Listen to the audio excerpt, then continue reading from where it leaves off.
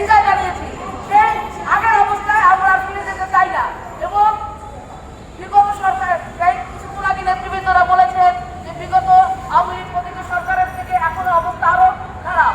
এটা তো আমার কথা না, এটা সাধারণ জনগণেরই কথা। এবং সাধারণ জনগণ যদি আবারও আগের মতো পথে নেমে আসে তাহলে সেটা আপনি রুখতে পারবেন না।